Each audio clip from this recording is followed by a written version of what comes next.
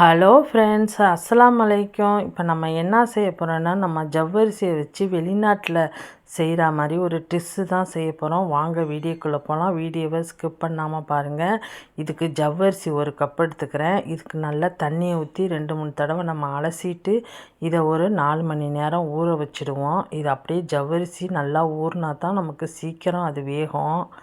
ஜவ்வரிசியை அடிக்கடி உணவில் சேர்த்துக்கங்க. அது வயிற்று புண்ணெல்லாம் நல்லா ஆற்றும் நமக்கு. இது அப்படியே ஓரமாக இருக்கட்டும். இந்த டிஷ்ஷு நான் ஃபுட் கலர்லாம் சேர்க்கல. இது ஃபுட் கலர் சேர்த்து தான் செய்வாங்க. நான் ஃபுட் கலர்லாம் சேர்க்காம நான் கேரட்டை வச்சு தான் செய்ய போகிறேன். அதுக்கு நான் கேரட்டு ஒரு 1/4 கிலோ எடுத்திருக்கேன். இந்த மாதிரி கேரட்டை கழுவிட்டு இந்த மாதிரி சின்ன சின்ன பீஸாக அரிஞ்சுக்கங்க. ஃபஸ்ட்டு நம்ம இது தண்ணி ஊற்றாமல் அரைச்சிட்டு வந்துடுவோம். இது நல்லா மையாக அரைச்சிட்டா நமக்கு ஒன்று கூட வேஸ்ட் ஆகாது. எல்லாத்தையும் நம்ம ஜூஸாக எடுத்துடலாம். பாருங்கள், நான் எவ்வளோ நல்லா பட்டை அரைச்சிட்டு வந்துட்டேன்டி. இதை நம்ம ஜூஸை புழிஞ்சு இது ஒரு ஓரமாக இருக்கட்டும். இப்போ இதுக்கு ஒரு பேனை எடுத்துக்குவோம். நான்ஸ்டிக் ஃபேன் தான் எடுத்துக்கோங்க. இது கேரட்டு ஜூஸை இப்போ ஊற்றிக்குவோம். நம்ம இது நான்ஸ்டிக் ஃபேன் எடுத்துக்கிட்டால் தான் நமக்கு ஜவ்வரிசி அடி பிடிச்சிடும். அடி பிடிக்காமல் நம்ம இதில் செய்யலாம்.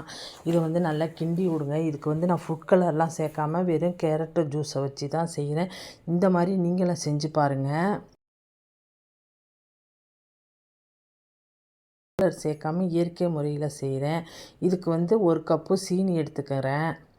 உங்களுக்கு இனிப்பு அதிகமாக பிடிக்கும்னா கூடவோ குறைச்சாலோ போட்டுக்கலாம். எனக்கு இந்த சுகர் போதுன்னு நான் 1 கப்பு எடுத்திருக்கேன். ஏலக்காய் தூள் 1 ஸ்பூன் போட்டுக்கலாம். நல்லா இப்போ கிண்டி விட்டுக்குவோம். ஜூஸு கொஞ்சம் கொதி வந்தோன்னா நம்ம ஜவ்வரிசியை சேர்த்துக்கலாம். இப்போ நல்லா சூடு வந்துருச்சு. இப்போ நம்ம ஜவ்வரிசியை சேர்த்து நல்லா கைவிடாமல் கொஞ்சம் கிண்டி விட்டுக்குவோம். இது நமக்கு அடிலாம் பிடிக்காது. நம்ம நான்ஸ்டிக்கில் செய்கிறதுனால இதை நல்லா கொஞ்சம் வேகட்டும்.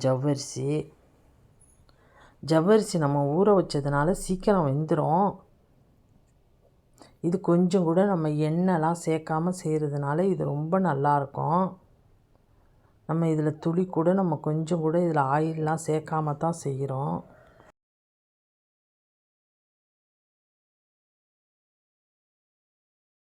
பாருங்கள், நல்லா வெந்து வந்துடுச்சு. நல்லா கெட்டியாயிடுச்சு.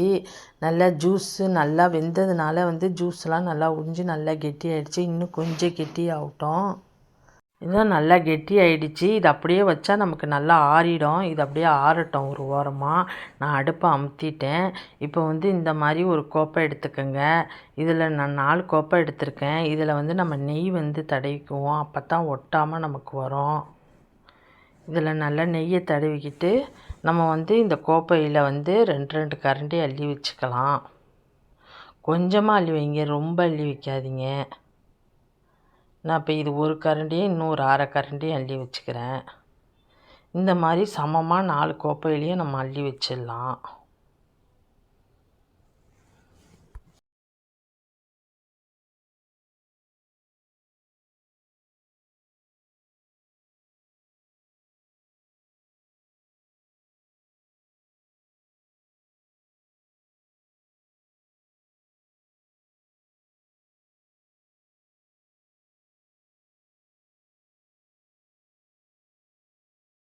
பாருங்கள், எனக்கு 4 கோப்பைக்கு கரெக்டாக வந்துடுச்சு. இது ஒரு இட்லி பாத்திரத்தில் தண்ணி வச்சு இதை இப்போ நம்ம ஒரு 10 நிமிஷம் வேக வைக்கலாம்.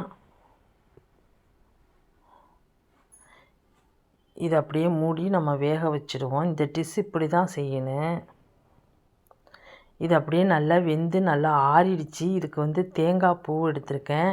நீங்கள் இன்ஸ்டண்ட்டாக தேங்காய் பூ இருந்தாலும் நீங்கள் அதை வாங்கிக்கலாம். இந்த தேங்காய் பூவில் அடிபாகத்தெல்லாம் சுரண்டாமல் மேலே உள்ள இந்த வெள்ளை பாகத்தை மட்டும் எடுத்து நம்ம இதில் நல்லா ஒரு பரட்டிக்கலாம்.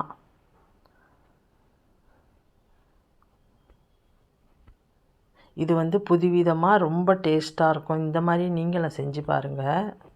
இந்த மாதிரிலாம் குழந்தைங்களுக்கு செஞ்சு கொடுத்தா வேணாண்டே சொல்ல மாட்டாங்க, விரும்பி சாப்பிடுவாங்க. நம்ம எல்லாத்தையும் இந்த மாதிரி ரெடி பண்ணி எடுத்துக்குவோம்.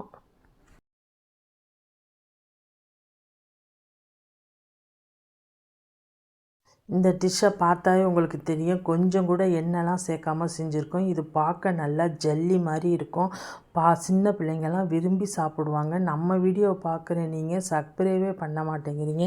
ப்ளீஸ் சப்ஸ்கிரைப் பண்ணிவிட்டு வீடியோ பாருங்கள். அப்போ தான் நான் போடுற வீடியோ நோட்டிஃபிகேஷன்லாம் உங்களுக்கு உடனே வரும். இந்த வீடியோ பிடிச்சிருந்தா லைக் பண்ணுங்கள், ஷேர் பண்ணுங்கள், கமெண்ட் பண்ணுங்கள். முக்கியமாக சப்ஸ்கிரைப் பண்ணிக்கோங்க. மீண்டும் இன்ட்ரெஸ்டிங்கான வீடியோவில் மீட் பண்ணுறேன். ஓகே, பாய்.